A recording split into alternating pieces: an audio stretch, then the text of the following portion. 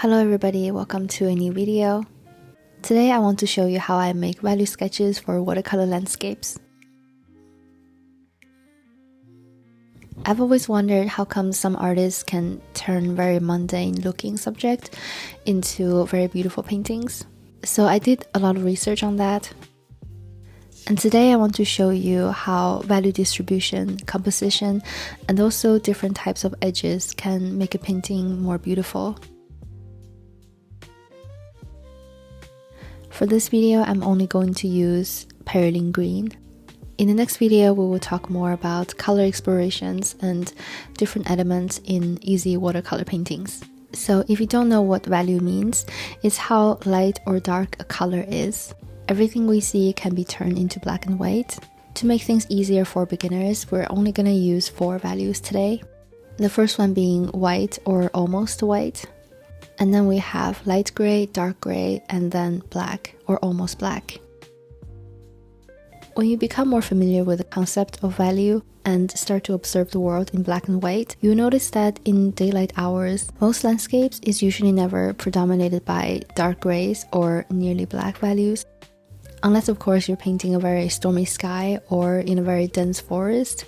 But keep in mind that the value distribution you choose will affect the general mood of your painting. A cloudy day might not have any white in it, and a very sunny scene might not have any black in it. So think about that when you decide what you want to paint.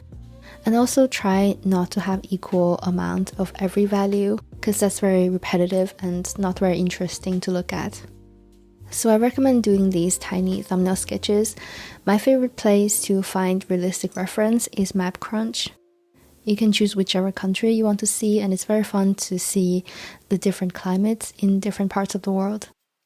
Another place I look for inspiration is train drivers view videos on YouTube.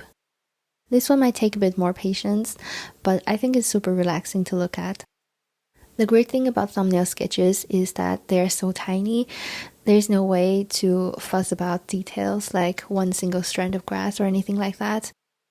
So it forces me to focus on the composition, the general mood of the scene.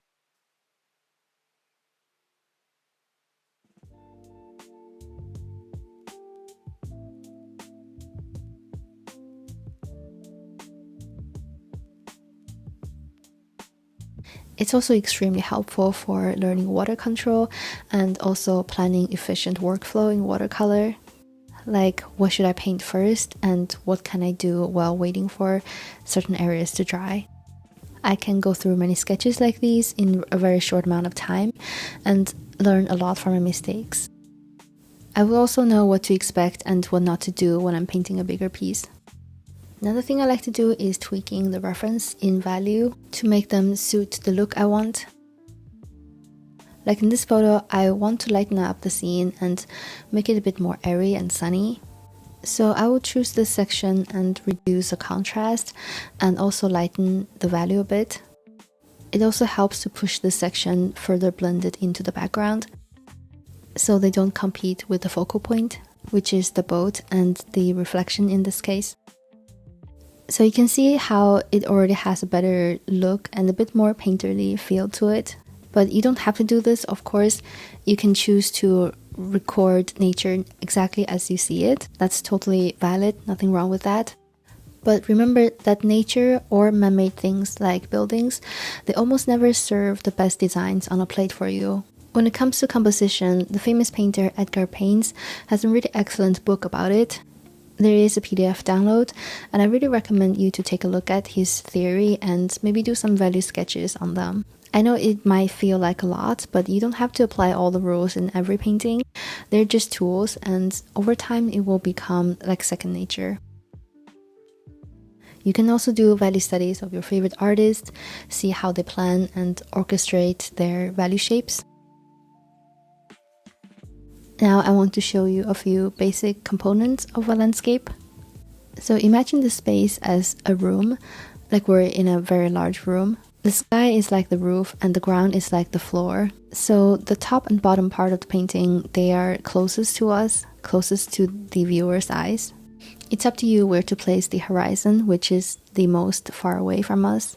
Of course, the clouds are not actually close to us, but in comparison to the distant clouds near the horizon, they are closer and appear bigger. Another component in landscape painting is everything that is standing on the ground plane, like mountains, trees, cars, houses, or even people or animals. I like to think about all these elements as characters on a stage that I can move around to make a good-looking scene. So there is no rule how you can do this. Just remember that there should only be 1 or 2 focal points. Think about them as the star of the show and the supporting actor. Everything else should take a backseat and not compete for attention.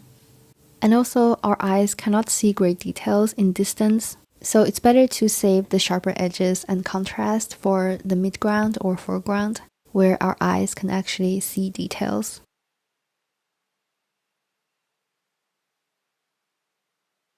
Talking about edges, now we're moving on to the techniques that are unique to watercolor, like wet on wet, wet on dry. The goal of this exercise is to control the edges and value. I guess it also means water control. In this case, I think it means pretty much the same thing. I'm starting with the value 1, meaning nearly white, to value 4, which is nearly black. We're starting with a soft edge first. This is probably the most iconic techniques in watercolor, charging very thick paint on wet paper and just let the water and pigment do their thing. I'm also tilting my paper here a little bit so that it's harder for the water and pigment to climb up. For a sharp edge, I'm painting a very light wash of color first and let it dry before I come back with thicker paints.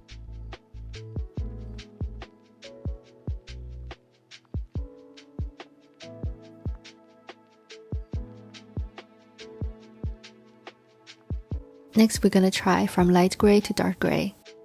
I will paint the whole swatch with light gray first, and while it's still wet, I will come back and charge in just a little bit more pigment.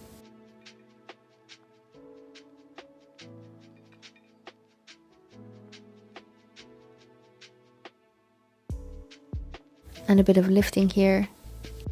This technique is really great for creating like a misty background. Then we'll do the same value transition, but this time with a hard edge. So again, I'll wait till it's completely dry. I really want you to try this exercise with me, just to see if you're able to predict how your paints, your brushes and paper, how they're gonna behave. Of course, you don't have to do it exactly the same way I do. And you can also try use a spray or a sponge, anything you like. I just tried lifting with a piece of paper tissue, but the edge was a lot sharper than I expected. So I'll go back in with my brush to blend it out. Yeah, that's much better. But now I know I can use tissue for creating hard edge.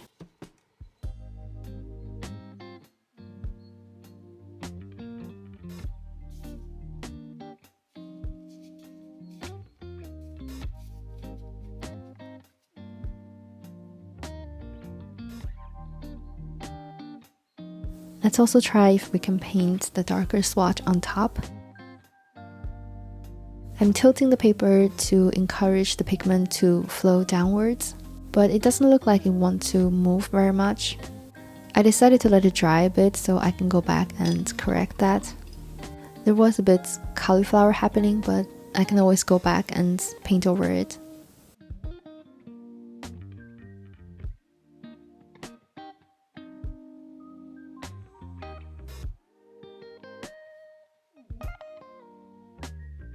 Last one, let's try blending in a horizontal way. Again, there are so many ways you can practice this. It's a lot of fun. It's a great way to test the limit of your paper, and I also find that I can always learn how to deal with unexpected situations in a stress-free way. So that's always good.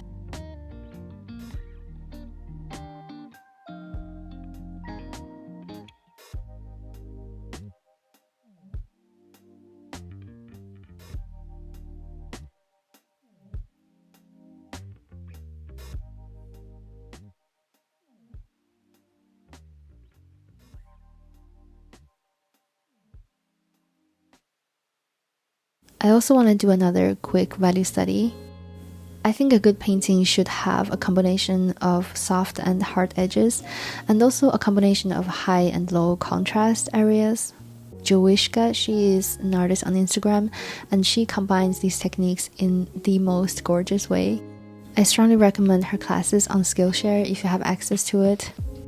She's really great at using the high contrast and sharp edges to bring your attention to the focal point.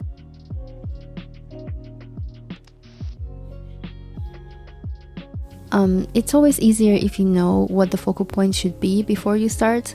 But sometimes, things don't go as planned. Sometimes I don't always know what the focal point is, so that's why I do these iterations with thumbnail sketches to find out. And the thing I love about watercolor is we usually start with a lot of water and a lot of wet on wet. The very dark dry brush effects or sharp edges usually don't happen until pretty late into the painting. So I have a chance to wait and see what the focal point should be. Kind of like letting the picture reveal where it wants to lead me. I think there's something so fun and poetic about this process. It doesn't always work out, of course, but this is one of the reasons that I will never get bored with watercolor.